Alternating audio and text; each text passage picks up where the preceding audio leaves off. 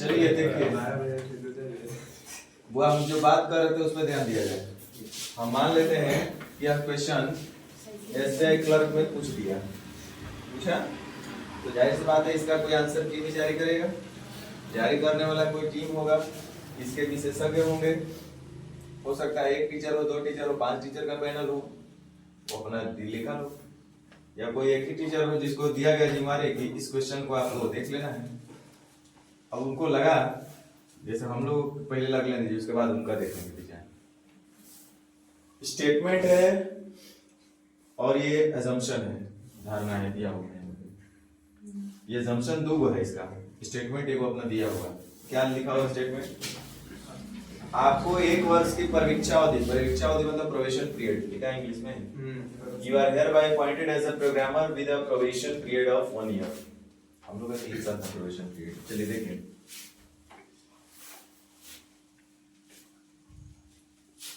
आपको 1 वर्ष की परीक्षा अवधि के साथ एक प्रोग्रामर के रूप में नियुक्त किया गया है। प्रोबेशन पीरियड थोड़ा सा 2 मिनट हम आपको शेयर कर दे क्या होता है। प्रोबेशन पीरियड वह अवधि होता है जिस अवधि के दौरान यदि आपके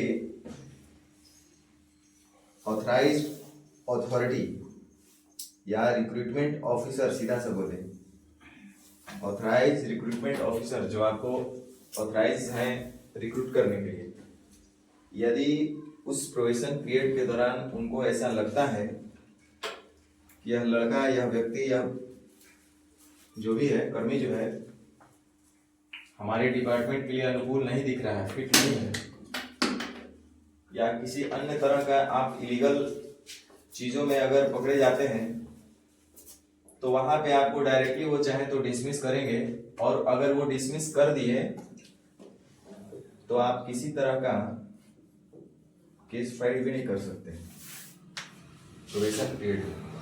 और अगर प्रोबेशन पीरियड के बाद अगर डिसमिस करेंगे तो आप केस फाइल कर सकते हैं दुनिया के किसी भी कोर्ट में। तो प्रोबेशन पीरियड बड़ा डर डर के आदमी निकालता है कि सारा पावर तो उसी के हाथ में है।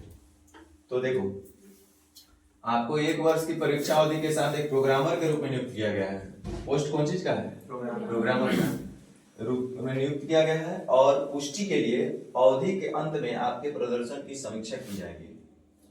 नियुक्ति पत्र में एक पंक्ति लिखल था, देखते हैं ज्वाइनिंग लेटर जो होता है वो बहुत सारा टर्म्स एंड कंडीशन लिखा रहता है। उसमें यह भी लिखा रहता है कि भैया यात्रा में आने जाने के लिए हम आपको कोई पैसा वैसा नहीं देंगे। देख लीजिएगा, वो सब पढ़ लेगा, दे ही सकता है, इसमें क्या है। आइएगा जाइएगा तो उसका किराया आपको सेल्फ लेना देना करना होगा, खाने पीने का खर्चा आपको स्वयं करना है। आपको 1 साल तक प्रोबेशन पीरियड रहेगा, 2 साल तक प्रोबेशन पीरियड में रहना होगा। हम 2 साल तक आपको ऐसा ही रखेंगे या इतना पेमेंट पे रखेंगे, कई तरह के टर्म्स कंडीशन दिया जाता है ज्वाइनिंग लेटर में। तो उसमें एक ये भी ज्वाइनिंग लेटर में, नियुक्ति पत्र में लिखा था कि आपको 1 वर्ष का जो प्रोबेशन पीरियड होगा उसमें एक प्रोग्रामर के रूप में हम लोग रख रहे हैं, नियुक्त किए हैं, और पुष्टि के लिए, कंफर्मेशन के लिए अवधि के अंत में, प्रोबेशन पीरियड के समाप्त में आपके प्रदर्शन की समीक्षा की जाएगी। इंग्लिश में पढ़िएगा तो और स्पष्ट नजर आएगा। You are hereby appointed as a programmer with a probation period of 1 year, 1 साल के लिए, and your performance will be reviewed। आपका जो परफॉर्मेंस है ना वो जांच किया जाएगा, रिव्यू किया जाएगा at the end of the period for confirmation। at the end of the period की समाप्ति के बाद, किसके लिए? For confirmation. तो जब आप लोग कंफर्म हो जाते हैं, आपका प्रोबेशन पीरियड कंफर्म हो जाता है, एक कंफर्मेशन लेटर मिला है, जैसे हम लोगों को मिला था। जैसे ही प्रोबेशन पीरियड कंफर्म हुआ तो प्रोबेशन पीरियड का कंफर्मेशन लेटर दिया गया कि हाँ now you are completed your probation period successfully, इसे करके जो भी है दिस दैट करके देता है। तो ये चीज लिखा है। आप देखिए assumption क्या है, पहले आप स्टेटमेंट अच्छे से पढ़ लीजिए। आपको जो है प्रोबेशन पीरियड पे रखा गया है 1 साल के लिए, और आपका पोस्ट है प्रोग्रामर का है, और पुष्टि के लिए अवधि के अंत में आपके प्रदर्शन की समीक्षा की जाएगी। ठीक है, अब देखो क्या लिखा है। आमतौर पर नियुक्ति प्रस्ताव के समय किसी व्यक्ति का प्रदर्शन ज्ञात नहीं होता है। क्या लिखा है? पढ़ के आंसर देना, ऐसे नहीं देना है। ये जो बोला है किसी के सोच करके बोला, मान लो कि हम ही नियुक्ति अधिकारी हैं और हम ऐसा बोल रहे हैं कि भैया हम आपको 1 साल के लिए रखे हैं प्रोबेशन पीरियड के लिए, प्रोग्रामर आपका ड्यूटी है, मान लीजिए क्लर्क के रूप में हम आपको रखेंगे, ऐसा समझिए ना, प्रोग्राम हटा दीजिए, हम आपको 1 साल के लिए प्रोबेशन पीरियड में रखेंगे क्लर्क के पद पर, और जांच के लिए क्या बोला है, देखिए वर्ड पर कमांड करना है, पुष्टि के लिए अवधि के अंत में 1 साल के बाद आपके प्रदर्शन की समीक्षा की जाएगी। प्रदर्शन का मतलब आपका कौशल किस तरह का है ना, आप किस तरह योग्य दिख रहे हैं, क्या है नहीं है, ये कब पता चलेगा, अवधि के अंत में आपके प्रदर्शन की समीक्षा की जाएगी। तो कह रहे हैं आमतौर पर नियुक्ति प्रस्ताव के समय, जब हम लोग नियुक्त करते हैं किसी को या नियुक्ति ज्वाइनिंग लेटर जब दे रहे हैं किसी को, उस समय किसी व्यक्ति का प्रदर्शन ज्ञात नहीं होता है। मतलब ऐसा वो सोच रहा है कि जब हम लोग किसी को लेटर दे रहे होंगे तो आमतौर पर ऐसा पता नहीं चलता है कि व्यक्ति कितना इस काम के लिए योग्य है। तभी तो ऐसा बोल रहे हुआ कि आपको 1 वर्ष की परीक्षा अवधि के साथ एक प्रोग्रामर के रूप में हम रख रहे हैं, और पुष्टि के लिए, वर्ड पे ध्यान दीजिए, पुष्टि के लिए, जांचने के लिए, पता करने के लिए कि आप कितने योग्य है नहीं है, जो भी है प्रोफेशनल, आप कितने परफेक्ट हैं अपने काम में, उसके लिए अवधि के अंत में आपके प्रदर्शन की समीक्षा की जाएगी। मतलब कोई भी व्यक्ति जब आएगा नया नया, तो हम कैसे पता कर सकते हैं कि कितना बढ़िया काम करेगा नहीं करेगा, ऐसा थोड़ी होता है। 2 दिन 4 दिन 5 दिन 10 दिन महीना दिन साल 2 साल काम करता है तभी तो पता चलता है कि कितना बढ़िया काम करता है कि नहीं। वही बात ये भी बोला कि जब 1 साल आप रह जाइएगा प्रोबेशन पीरियड में, आप काम वाम सब कुछ कर लीजिएगा, तो उसके बाद ही आपके प्रदर्शन का जांच हो पाएगा कि आप कितना बढ़िया है ना।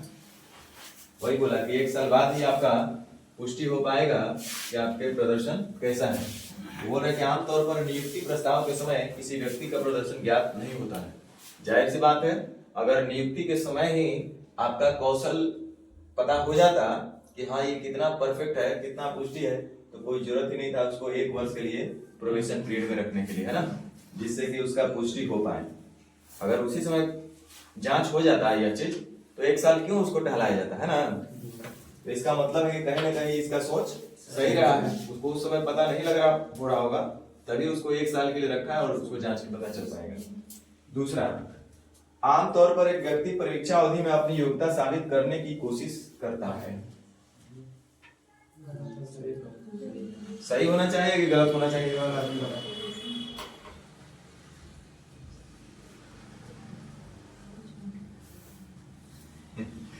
देखिए अभी करना गलत सही गलत सही खेल खेलिएगा, भगवान जाने।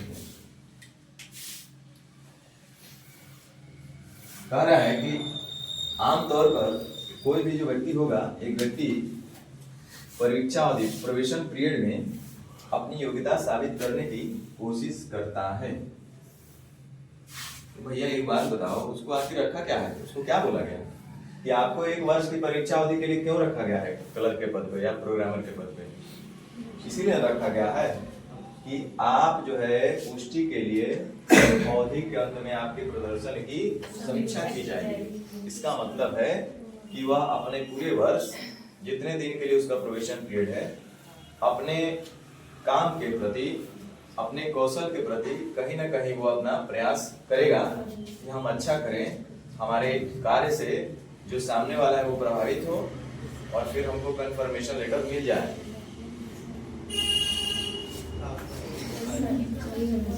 आमतौर पर एक व्यक्ति परीक्षा अवधि में अपनी योग्यता साबित करने की कोशिश करेगा ना, और नहीं करेगा, मान लो आपको दिमाग में लगा कि नहीं करना चाहिए, हम आप ही की बात ले लीजिए कि आमतौर पर एक व्यक्ति परीक्षा अवधि में अपनी योग्यता साबित करने के लिए नहीं रहेगा, हम आपकी बात को सुने। अरे गधा, जब वो साबित करने की कोशिश ही नहीं करता होगा तो उसको फिर क्या जरूरत है 1 साल देखने का, जांच करने के लिए? बताओ, उसको कोई मतलब है 1 साल के रखने के लिए? रखेगा ही नहीं, बोलेगा जब ऐसा कोई पता ही नहीं होता है, कोई कोशिश ही जब नहीं करेगा, हमको पता है कि तू भैया कोशिश करने वाला नहीं है, तो हम तुमको पहला प्रोबेशन पीरियड में रखेंगे, या तो हम रखेंगे या तो सीधा हटा ही लेंगे तुमको, है ना। तो ये दोनों आपका क्या होगा, सही होगा। अब चलिए आपके जैसा कोई थे सोच वाले, वो बोल दिए कि ना ये गलत है, मान लीजिए बहुत सारे ऐसे मिलेंगे। और जो एग्जामिनर था, जो इस कॉपी को जांच कर रहा था क्वेश्चन को, उसके भी सेंस में यही आया कि ये गलत होना चाहिए, हम मान लेते हैं। तो जब यहां से मोहर लगा ना, यहाँ से जैसे मोहर लगा कि 2 नंबर गलत है, केवल ओनली वन इम्प्लिसिट है, 1 नंबर सही है, 1 नंबर नहीं था। तो जैसे ही यहाँ से पास हुआ ऑर्डर कि 2 नंबर गलत 1 नंबर सही, 2 नंबर गलत 1 नंबर सही। अब हमको लगता है कि 5 से 10 मिनट लगेगा समय। 5 से 10 मिनट के अंदर पूरे भारत के व्हाट्सएप ग्रुप में आ जाएगी। आंसर जारी हो चुका है कि पहला सही है, दूसरा गलत है। तो ये आंसर स्टूडेंट के पास भी जाएगा और मास्टर के पास भी जाएगा। मास्टर भी देखेंगे हाँ ये तो सही लग रहा है कहीं ना कहीं, तो एग्जामिनर भी गलत बात थोड़े बता रहा है, ठीक बात बोल रहा है। मास्टर लोग भी होके रिपोर्ट देते चले गए। तो इससे आपके दिमाग में लगेगा कि जितने मास्टर बता रहे हैं वो भी सही बता रहे हैं, एग्जामिनर जो एग्जाम लेने वाला है वो आंसर की सही जारी किया है, तो फिर हम लोग काहेला इधर उधर भटकेंगे। तो हम बार बार बता रहे हैं कि आपका जो सेंस करता है आप अपना कीजिएगा, दुनिया के चक्कर छोड़ दीजिएगा, जो तरीका है वही है। समझ रहे ना? चलो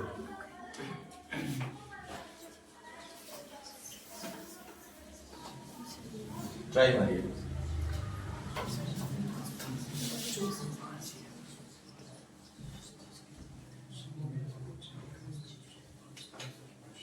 Statement there, it is desirable to put the child in school at the age of 5 or so.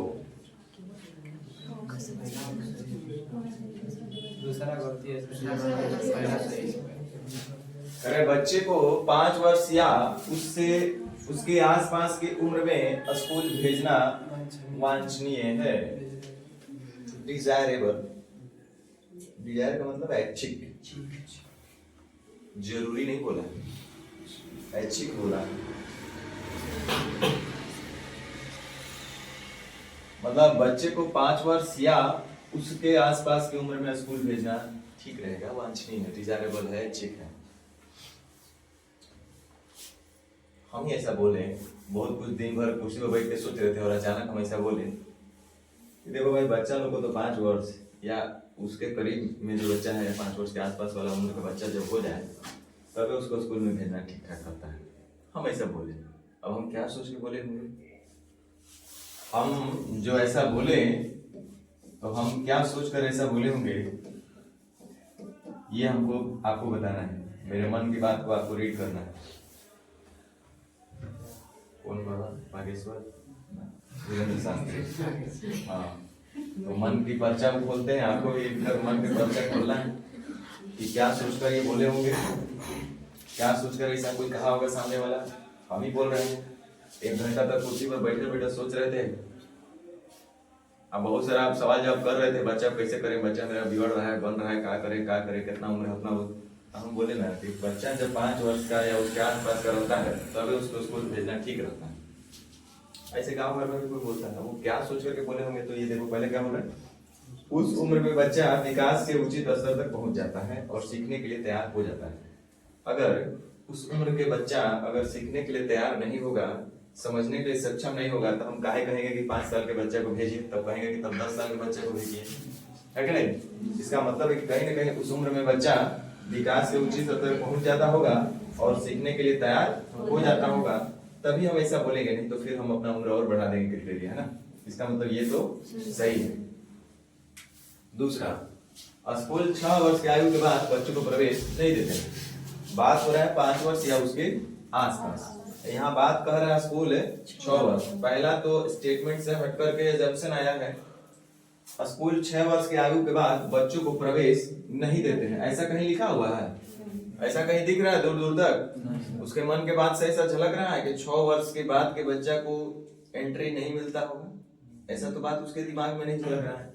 बच्चों को 5 वर्ष या उसके आसपास की उम्र में स्कूल भेजना ठीक ठाक रहता है। और ये कह रहा है कि स्कूल 6 वर्ष की आयु के बाद बच्चों को प्रवेश नहीं देते हैं। ऐसा तो नहीं लिख रहे कहीं ने कहीं स्केच में। इसका मतलब ये 2 गलत हो जाएगा। तो ऐसे ही आपको अपने हिसाब से आंसर देना है। चलिए फिर से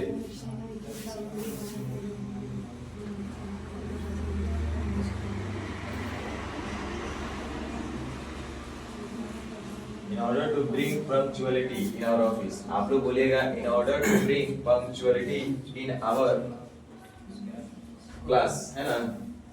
क्या करिएगा? We must provide conveyance allowance to our employees.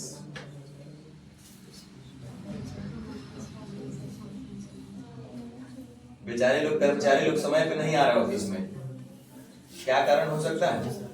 वो बोला, देखो कोई व्यक्ति बोला कि भाई देखो हमारे कार्यालय में कर्मचारी समय पर आवे, अर्थात समय की पाबंदी, मतलब समय से आना और समय से जाना चाहिए, यही ना होता है समय का पाबंदी, समय से आइए और समय से जाइए। तो हमारे कार्यालय में समय की पाबंदी लाने के लिए सबसे पहले तो यही सवाल उठता होगा कि आखिर ऐसे क्यों हुआ होगा कि लोग समय पे नहीं आ रहे, समय पे नहीं जा रहे हैं। खैर जो भी हो, हमारे कार्यालय में समय की पाबंदी लाने के लिए हमें अपने कर्मचारियों को वाहन भत्ता प्रदान करना चाहिए। आगे हम लोग एक चैप्टर पढ़ेंगे, course of action, cause and effect, cause and effect, वो भी आएगा, एक अलग अलग कारण क्या था, उसका प्रभाव क्या पड़ेगा। तो हमारे कार्यालय में समय की पाबंदी लाने के लिए हमें अपने कर्मचारियों को वाहन भत्ता प्रदान करना चाहिए। कौन बोल रहा है? एक कंपनी का प्रभारी कार्मिक प्रबंधन को बताता है। In charge of a company tells personal manager, company का मालिक जो है ना, पर्सनल मैनेजर को यह एडवाइस करता है, सलाह देता है, बताता है।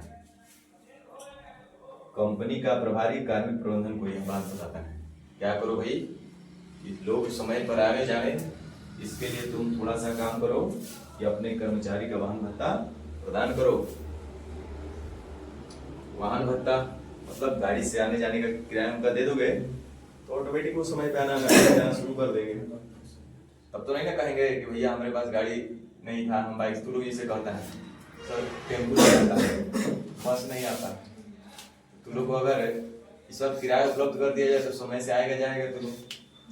वही बात है। अब सोचो कि जब ये व्यक्ति कंपनी का प्रभारी ये जो बात बताया अपने पर्सनल मैनेजर को, वह क्या सोच करके बताया होगा?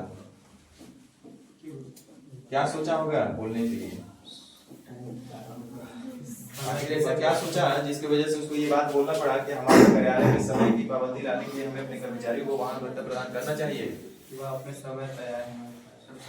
वाहन भत्ता समय की पाबंदी लाने में मदद नहीं करेगा, इसीलिए वो बोला है ना।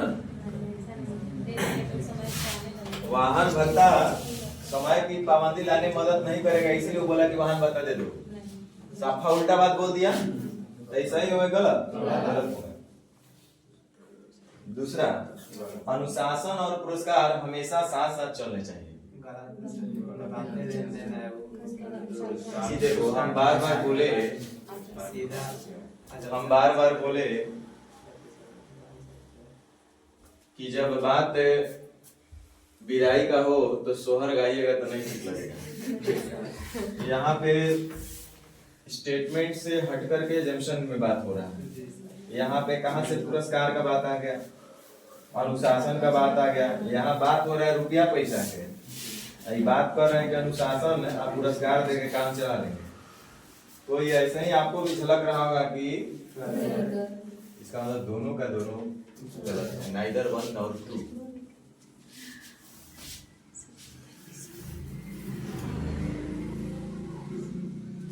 चलिए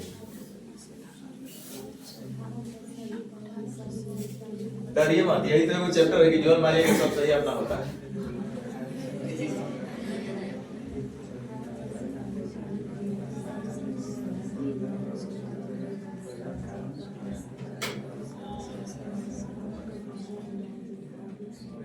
दूसरा सही है, पहला गलती है।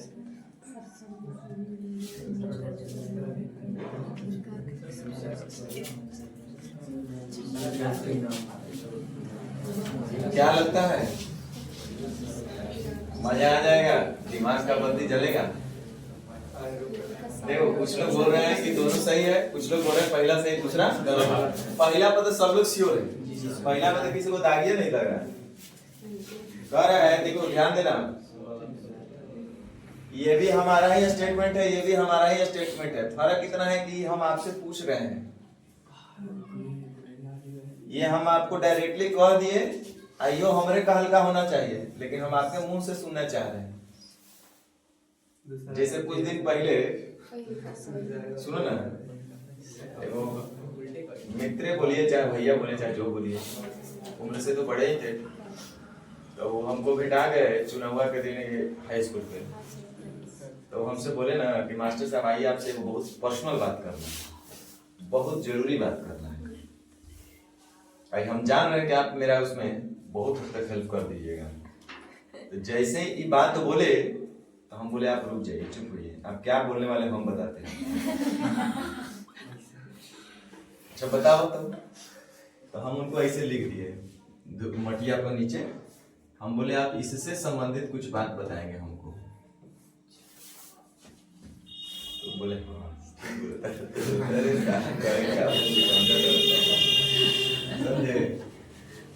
तो वही बात हम बोलना क्या चाह रहे हैं, वो एजम्पशन था।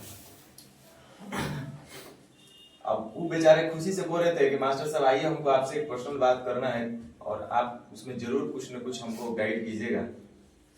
और हम कहें कि ब्याह हुआ के बात करता रहा, तो उनको बोले हम कुछ और ब्याह दामन मिले अब दूसरा कुछ ब्याह करके क्या कर रहा है।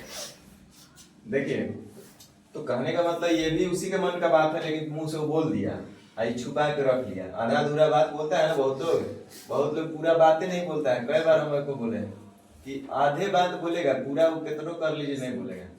थोड़ा सा हट करके एक बात ना छोड़िए, रिकॉर्ड हो जाएगा ना, तो बोल लेते हैं।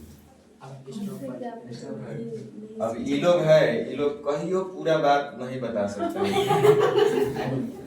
ये लोग मतलब समझ रहे हैं हम कहाँ से बोलना चाह रहे हैं। दूर से आइए, खुलकर नहीं बोल सकते हैं हम कैमरा।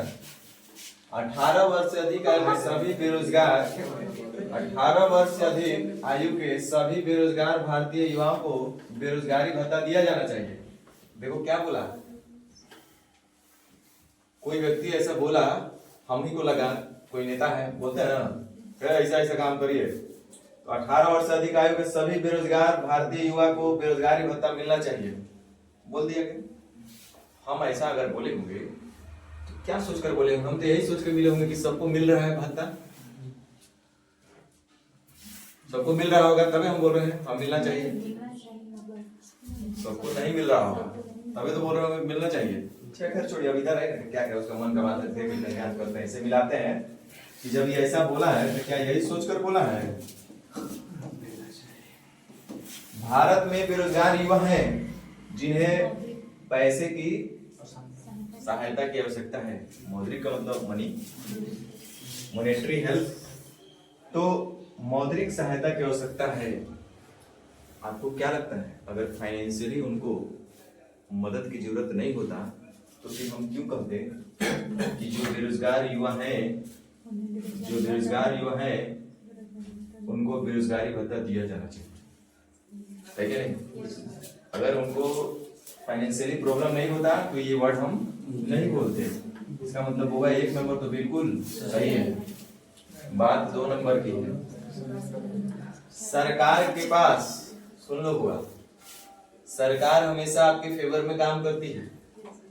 सरकार के पास आज अगर पैसा हो जाएगा ना तो आपके घरे घर बुलेट ट्रेन निकलवा देगा। पैसे नहीं है कि नहीं? आज अगर सरकार के पास पैसा होता तो आप थोड़े यहाँ पे पढ़ते, सबको भेज देता लंदन जैसा यूनिवर्सिटी घरे घर बनवा देता, पढ़ाई का सिस्टम बहुत अच्छा करवा देता। आज अगर सरकार के पास पैसा होता तो हर एक गली में एक एम्स खुला होता। पैसे के चक्कर नहीं खुल रहा है, काऊ नहीं चाहता कि खुले। चलिए ठीक, तो कह रहे सरकार के पास सभी बेरोजगार युवाओं को भत्ता देने के लिए पर्याप्त धन है। एक वर्ड इसमें आगे जानते हैं दिक्कत क्या है? मतलब कुछ रहता तो इसको हम सही मान के चल लेते हैं, दिल से बता रहे हैं। इसमें खाली कुछ लगा रहता ना तो हम 100% तो सही मान के चल लेते, कोई हमको दिक्कत नहीं था। लेकिन यहाँ पे एक बात दे दिया कि सरकार के पास सभी बेरोजगारों को भत्ता देने के लिए पर्याप्त साधन है, यहीं पे थोड़ा सा हमको दिक्कत बुझाया। कि वो अगर सबको देने के लिए उसके पास पर्याप्त धन होता तो सरकार क्या आपके खिलाफ काम करता? वो आपके कहने से पहले दे दिया रहता। नहीं, गलत बोल रहे हैं। सरकार, अच्छा देखिए, हम ही लोग इतना बेरोजगार हैं, अगर चाहता सरकार कि नहीं भैया ये लोग को, सब लोग को नौकरी दे दिया जाए, नहीं दे सकता है? कहाँ से पैसा देगा बताइए? वो तो सब जान रहा है कि बेरोजगार इतने लोग हैं, या जानते हुए वो नहीं दे पा रहे। क्यों? पैसा नहीं है उसके पास। तो सरकार के पास सभी बेरोजगार युवाओं को भत्ता देने के लिए पर्याप्त धन है। अगर उसके पास पर्याप्त धन होता तो फिर हमको बात करने का क्या जरूरत है, ये बात करने के लिए कि आप जो है 18 वर्ष से अधिक आयु सभी लोगों को भत्ता दे दीजिए, है ना? अच्छा, दूसरा एक और चीज, यहाँ जो सभी लगाया, पहला काट हम ये बताएं, और दूसरा काट ये भी है कि इसमें क्या लगा दिया है, सभी लगाने से ये जो है वन साइडेड हो रहा है, इसलिए भी ये चीज हमारा गलत होगा। कुछ लगाता तो इसको सही करके हम तो निकल देते, ठीक है ना?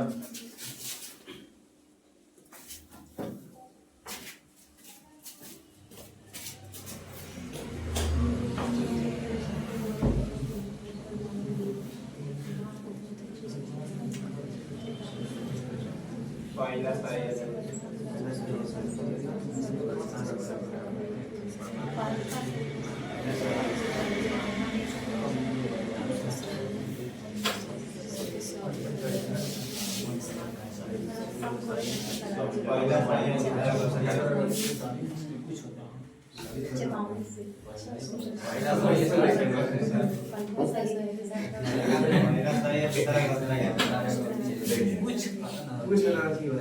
यदि तुम मुझे परेशान करोगे, यदि तुम मुझे परेशान करोगे तो मैं तुम्हें थप्पड़ मारूंगी। भैया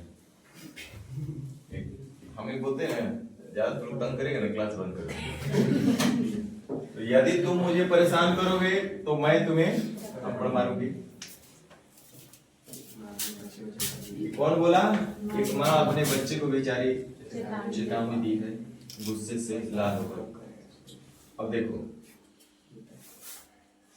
क्या सोच करके बेचारी माँ ऐसा बोली होगी, ये तो आप खुद समझ सकते हैं कि माँ का दर्द क्या रहा होगा जो ऐसा बोलेगी।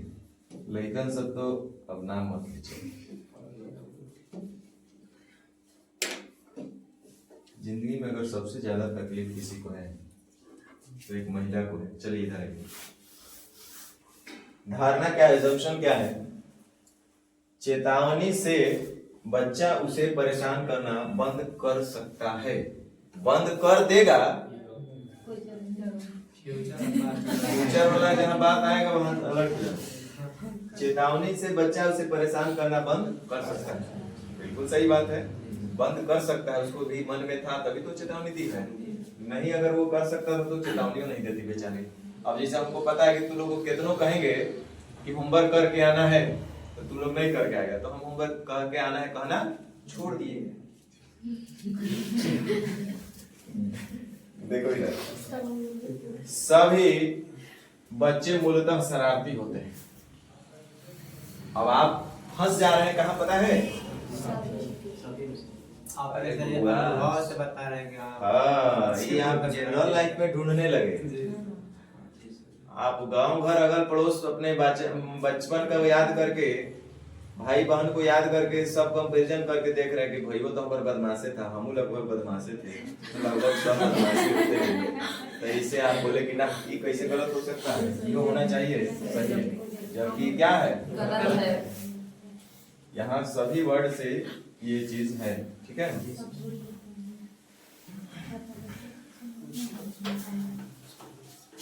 तो थोड़ा सा ठोकर खाइएगा, 50-100 क्वेश्चन टाइम दे करके ऑनेस्टली समझते हुए करिएगा, तब जाके इसमें परफेक्टनेस आएगा। चलिए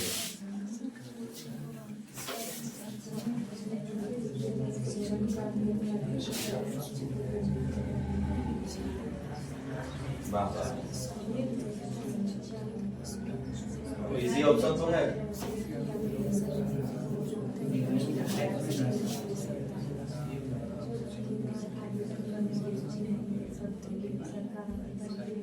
पहला सही है। पहला और दूसरा दोनों सही है। राज्य सरकार ने अगले वित्तीय वर्ष के दौरान 4000 प्राथमिक विद्यालय शिक्षक की नियुक्ति करने का निर्णय लिया। आता है ना ऐसा? ले भैया अगला साल हो गया 4000 टीचर की भर्ती आने वाला है। अब लीजिए तो 4000 भर्ती आएगा तो उससे पहले आप लोग आम चर्चा भी करते हैं भाई अभी सरकार को पैसे न है कहाँ से वैकेंसी लाएगा। तो सरकार अगर वैकेंसी लाया है अनाउंसमेंट किया है कि 4000 प्राथमिक विद्यालय शिक्षक का नियुक्ति करेंगे तो वो क्या सोच करके कहा होगा ऐसा? ये भी उसी का सोच है। ये खुल करके कह दिया है कि आधा अधूरा बात मन में रख लिया तो उसको टटोल करके बाहर निकालना है। तो क्या सोचा होगा और ऐसा कहा होगा। तो राज्य में 4000 अतिरिक्त प्राथमिक विद्यालय शिक्षकों को समायोजित करने के लिए पर्याप्त स्कूल हैं। There are enough schools in the state to accommodate 4000 additional primary school teachers. आप एक बात बताइए, अगर 4000 शिक्षक को भर्ती करना है, ऐसा अनाउंसमेंट हुआ है कि हम 4000 और करेंगे, तो अनाउंसमेंट तो बाद में होता है, पहले उसके लिए जगह खाली होना चाहिए। खाली नहीं रहेगा तो अनाउंसमेंट कर देगा। यहाँ क्या कह रहा है कि राज्य में 4000 अतिरिक्त प्राथमिक विद्यालय शिक्षकों को समायोजित करने के लिए पर्याप्त स्कूल हैं। मतलब जितने भी टीचर को हम रिक्रूट करेंगे उनको प्लेसमेंट किया जा सकता है। ठीक है ना? तो होगा तभी तो ऐसा वो बोला होगा, इसमें कौन सी बड़ी बात है। दूसरा, योग्य उम्मीदवार आवेदन करने में रुचि नहीं ले सकते। जो योग्य होगा वो रुचि नहीं लेगा क्योंकि सरकार तो इतनी बड़ी संख्या में प्राथमिक विद्यालय के शिक्षकों की नियुक्ति नहीं कर पाएगी। इसीलिए वो बोल रहा है कि हम करेंगे नहीं। हाँ ये तो खूब आता है, ये तो बिना आइडिया नहीं आएगा।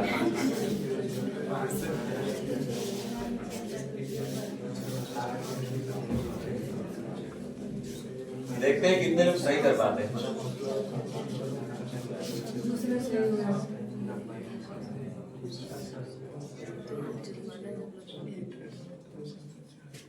देखिए हम आपकी सोच को बदल नहीं सकते, प्रयास कर सकते हैं। का सही है।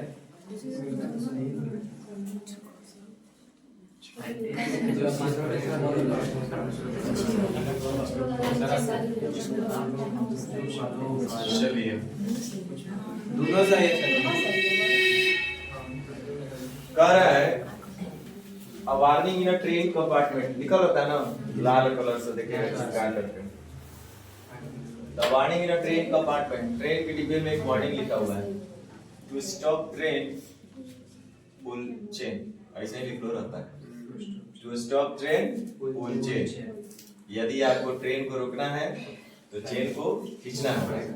बहुत सारे हम लोग लोकल ट्रेन में खींच के भी प्रयास कर लिए, रुकता नहीं, वो बढ़िया ट्रेन में काम करता है। चलो खैर उस पर नहीं जाना है। तो स्टॉप ट्रेन पुल चेन, अगर यदि आप ट्रेन को रोकना चाहते हैं तो आप चेन को खींचिए। Penalty for improper use ₹500। एक वर्ड लिखा है इम्प्रॉपर यूज, इसका मतलब है कि कहीं ना कहीं दुरुपयोग होता होगा, तभी वार्निंग भी दिया।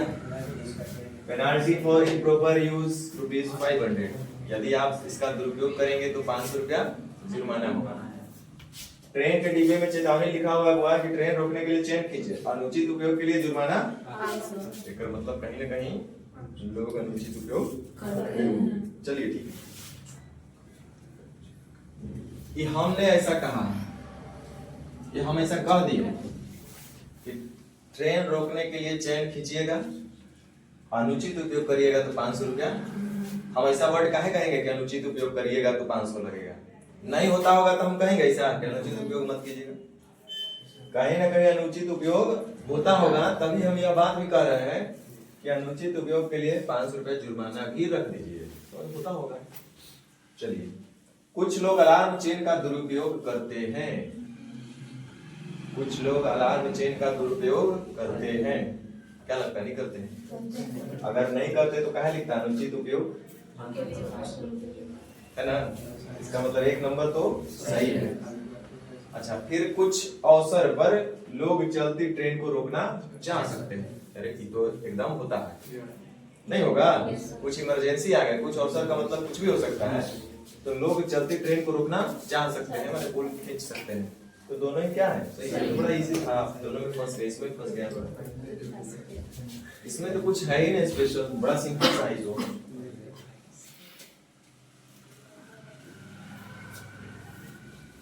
अरे जो आपका दिल दिमाग कर रहा है वो करना है, सीधा सी बात समझिए, लेकिन थोड़ा सा नियम कानून को ध्यान में रख करके।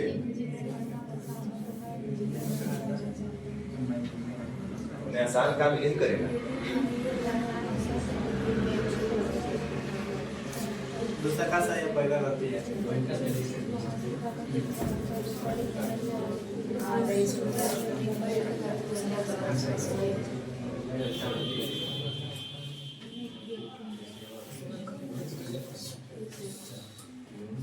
हम आसान काम ना करेंगे। यदि इंजीनियर बनना आसान है तो चलो हम इंजीनियर नहीं बनेंगे। डॉक्टर बनना आसान है तो हम डॉक्टर नहीं बनेंगे। तो कौन काम करेगा जो आसान नहीं हो ना? आसान काम हम करवे नहीं करेंगे, बोला तो। यदि इंजीनियर बनना आसान है तो मैं इंजीनियर नहीं बनना चाहता।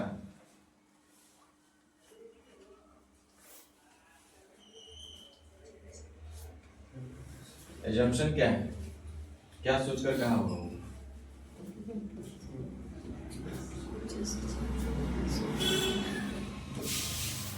एक व्यक्ति पेशेवर बनने की इच्छा रखता है, जरूरी है जो प्रोफेशनली बनेगा, इंजीनियर डॉक्टर सिपाही चपरासी नहीं बनेगा। सिर्फ वो काम नहीं करेगा जो उसको आसानी से हो जाए। वो ये नहीं बोला कि हम प्राइवेट जॉब नहीं करेंगे, सरकारी जॉब नहीं करेंगे, प्रोफेशनल नहीं होंगे, या इस तरह का डॉक्टर इंजीनियर वगैरह नहीं बनेगा, ऐसा वो नहीं बोला। तो एक व्यक्ति पेशेवर बनने की इच्छा रखता है, नहीं ये हम नहीं बता सकते हैं कि वह प्रोफेशनल बनना चाहता है, ये उसके मन का बात हम नहीं बता सकते हैं। व्यक्ति उस चीज को हासिल करने की इच्छा रखता है जो कड़ी मेहनत से अर्जित की गई होगी। तो बिल्कुल ठीक है।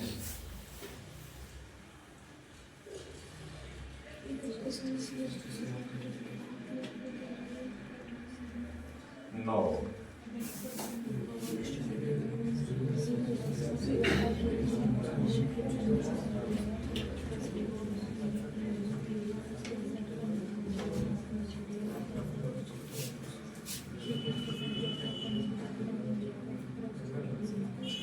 बहुत अच्छा बात बोला है, समझिए और सोचिए। कोई क्या सोच करके ऐसा कहा?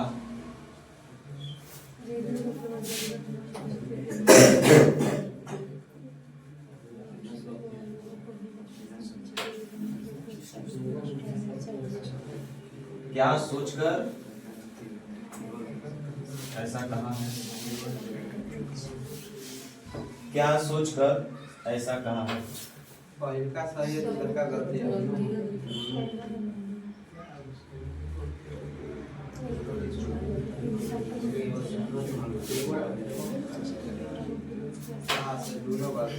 The concession in rail fares for the journey to hill stations has been cancelled because it is not paid for people who can spend their holidays there. हिल स्टेशनों की यात्रा के लिए रेल किराए में रियायत रद्द कर दी गई है। The concession in rail fares for the journey to hill station has been cancelled, okay, कर दी गई है, रद्द कर दी गई है। क्या बोला है? जैसे हम लोग बोलते हैं ना कि हम लोग मनाली जाएंगे, हम लोग सिक्किम जाएंगे, हिमाचल जाएंगे, है ना, माने हिल स्टेशन, पहाड़ी क्षेत्र घूमने के लिए। तो जो भी हिल स्टेशन है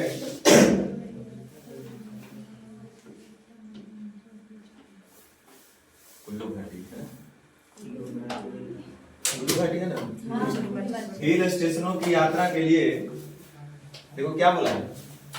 यदि जो लोग हिल स्टेशन जाना चाहते हैं, हिल स्टेशन पे जाना चाहते हैं, तो हिल स्टेशन की यात्रा के लिए रेल किराए में जो भी रियायत होता था, तो कंसेशन, उसको क्या कर दी गई है? क्या है भैया? उसको रद्द कर दिया गया। क्या जो लोग स्टेशन में जा रहे हैं उनके लिए केवल रद्द कर दिया गया। ऐसे ही आपके दिमाग में लगना चाहिए भैया, कहाँ दिक्कत कर रहे हो? तो सरकार बोलेगा तू लोग ऐसे पेट भरा आदमी है, तू लोग बस पैसा इतना है कि तू लोग जा रहा है स्टेशन में। रोड कंसेशन के कार्य होता है। हिल स्टेशन की यात्रा के लिए रेल किराए में रियायत रद्द कर दी गई है क्योंकि उन लोगों के लिए इसकी आवश्यकता नहीं है जो वहां अपनी छुट्टियां बिता सकते हैं, जो वहां अपनी छुट्टियां बिता सकते हैं। जो लोग हिल स्टेशन में छुट्टी बिता सकते हैं उनके लिए इसकी कोई आवश्यकता।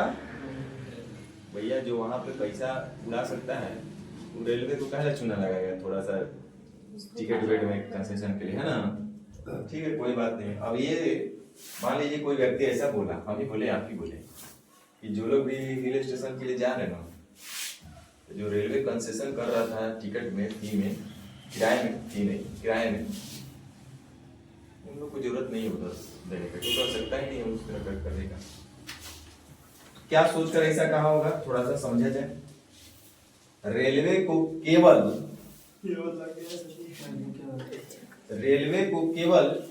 जरूरतमंद व्यक्तियों को रियायत देनी चाहिए। ठीक है, हमको तो देखने में ठीक लग रहा है, पढ़ लेते हैं, समझ लेते हैं। रेलवे को केवल जरूरतमंद व्यक्तियों को रियायत देनी चाहिए। हाँ ठीक बोल रहा हुआ। रेलवे को लोगों को हिल स्टेशनों पर छुट्टियां बिताने के लिए प्रोत्साहित, ये गलत है ना। रेलवे को लोगों को हिल स्टेशन पर छुट्टियां बिताने के लिए प्रोत्साहित नहीं करना चाहिए। ऐसा इससे कोई लेना देना है? रेलवे वैसे क्यों काम करेगा, प्रोत्साहित करेगा नहीं करेगा, इसका काम थोड़ी है। रेलवे को लोगों को हिल स्टेशनों पर छुट्टियां बिताने के लिए प्रोत्साहित नहीं करना चाहिए। यहाँ मैटर है सिर्फ पैसे का। कुल मिलाकर देखो कि जो लोग हिल स्टेशन पर घूम करके अपना समय बिता सकते हैं उनको जरूरत ही नहीं है कि रेलवे के फीस में, रेलवे के फेयर में कंसेशन दिया जाए। सीधा सा मैटर यहीं पे है। तो रेलवे को लोगों को हिल स्टेशन पर छुट्टियां बिताने के लिए प्रोत्साहित करना या नहीं करना, ये उनका ड्यूटी ही नहीं, उनका कोई काम ही नहीं, उनका कोई मकसद ही नहीं है इसमें। इनका मकसद कहने का सिर्फ इतना है कि जो लोग वहां पे छुट्टी बिता सकते हैं उसको आवश्यकता नहीं है ना। इसका मतलब वो पर्याप्त है अपने आप में। अगला, रेलवे को केवल जरूरतमंद व्यक्तियों को रियायत देनी चाहिए। यहां से एक बात देखिए, बोला है कि हिल स्टेशनों की यात्रा के लिए रेल किराए में रियायत रद्द कर दिया गया।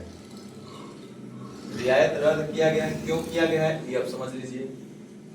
क्योंकि उन लोगों के लिए इसकी आवश्यकता नहीं है जो वहां पे अपनी छुट्टियां बिता सकते हैं। जो बिता सकते हैं उनके लिए आवश्यकता नहीं है, लेकिन जो नहीं बिता सकते हैं उनके लिए तो आवश्यकता है ना। बात समझ रहे ना। यानी कि जो जरूरतमंद है उनको मिलना चाहिए, है कि नहीं। तो रेलवे को केवल जरूरतमंद व्यक्तियों को रियायत देनी चाहिए। ये ऐसा इनका कहने का मकसद यही था कि जो स्टेशन, हिल स्टेशन पे जो लोग जा रहे हैं उनको किराया रद्द, कंसेशन रद्द कर दीजिए, क्योंकि उन अपना आराम से छुट्टी बिता सकते हैं, इसमें उनको कोई जरूरत ही नहीं है। यानी जिसको जरूरत है उनको मिलना चाहिए। मेरे समझ से ये आपका ऑप्शन सही होना चाहिए।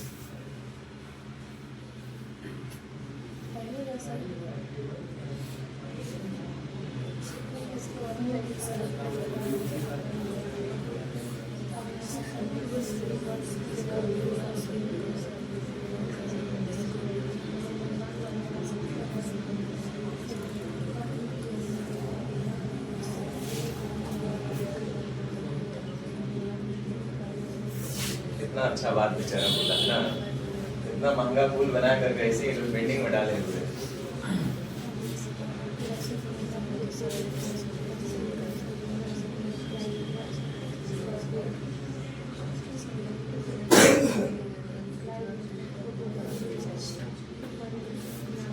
सिविल बस सेवा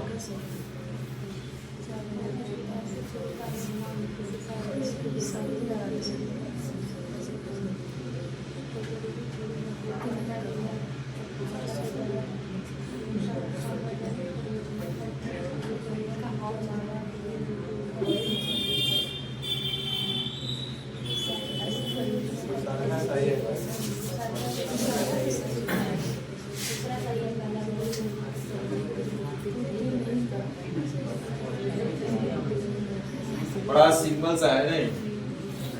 देखिए कोई व्यक्ति हमारे आपके जैसा कोई एक पुल देखा फ्लाईओवर बनते हुए देखा और देख रहा है कि सिविल बस सेवा भी इसका उपयोग नहीं कर रही है ना।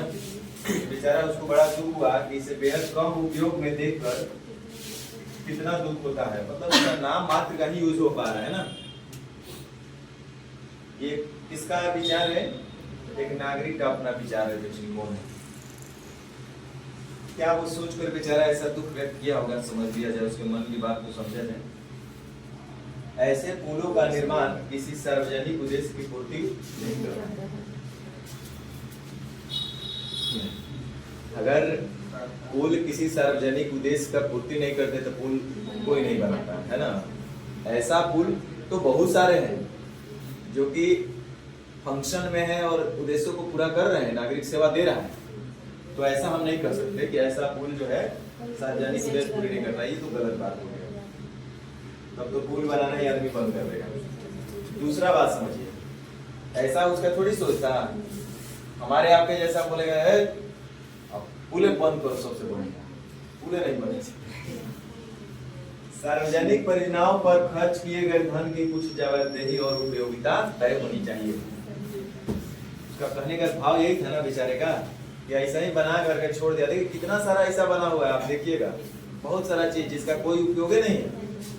तो हम लोग भी सोचते हैं कि यार इसका कोई हिसाब किताब करे वाला, पूछे वाला माई बाप नहीं है ना। अभी हाल फिलहाल में यहाँ पे रेफरल अस्पताल में आग लगा था। बहुत सारा दवा, मेडिसिन और इसका मेडिसिनल उपयोग में आने वाले बहुत सारा इक्विपमेंट्स, बहुत सारा चीज यहाँ पे मिला था। और ऐसे जाइएगा दवा लेने के नाम पे तो सारा पर्ची बाहर से लिखेगा लोग, और मैक्सिमम मेडिसिन अवेलेबल था वहाँ पे। आग लगा तब पता चला कि ये मेडिसिन ये सब कुछ मिल रहा है ना।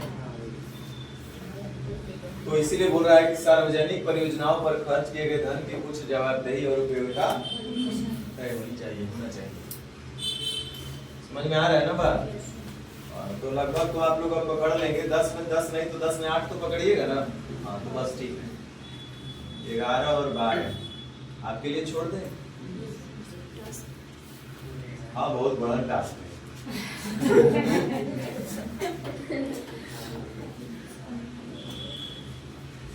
लो बना ही लिया जाए। देखो कसम से ये सब क्वेश्चन हम आपको सच बताए ना तो कभी इस क्वेश्चन को हम बनाए नहीं।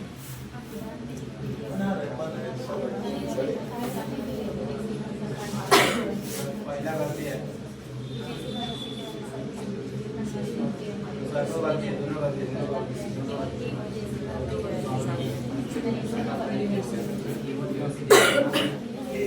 बकवास जैसा दिया ना, दोनों ही गलत है। चलो अंत भला तो सब भला। हम तो सोचे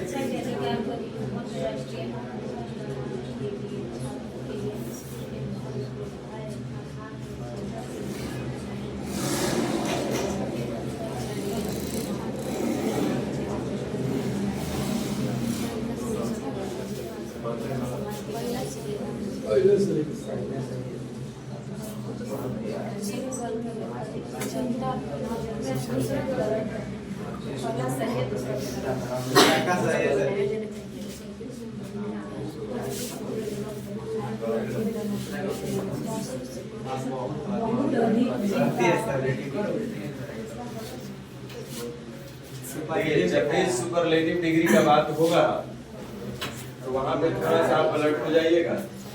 excessive excess of everything is bad. जरूरत से ज्यादा हर चीज बुरा होता है। यहाँ पे बोला शिक्षा का अधिकार को एक भव्य राष्ट्रीय आंदोलन कराने के लिए छात्रों के लिए स्कूल के माहौल को भय, आघात और चिंता से मुक्त बनाना चाहिए।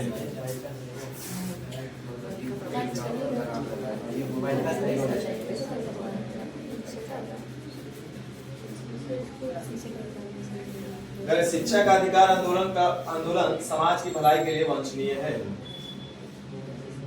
जाहिर सी बात है, जब लोग जागरूक होंगे, जहाँ पे डर, एंग्जाइटी, तनाव ये सब चीज जहाँ कम होगा, जाहिर सी बात है वहाँ का माहौल भी अच्छा होगा। तो शिक्षा का अधिकार आंदोलन जो होगा समाज की कहीं ना कहीं भलाई के लिए काम करेगा। ये समाज की बुराई के लिए काम करेगा, भलाई के लिए करेगा। बच्चे स्कूल में बहुत अधिक चिंता और तनाव महसूस करते हैं, ऐसा बात बोला है। कि बच्चे स्कूल में बहुत अधिक चिंता और तनाव महसूस करते हैं। नहीं, बहुत अधिक बोलना ठीक नहीं होगा। तो इस तरह से आपका स्टेटमेंट एंड अजम्पशन समाप्त होता है।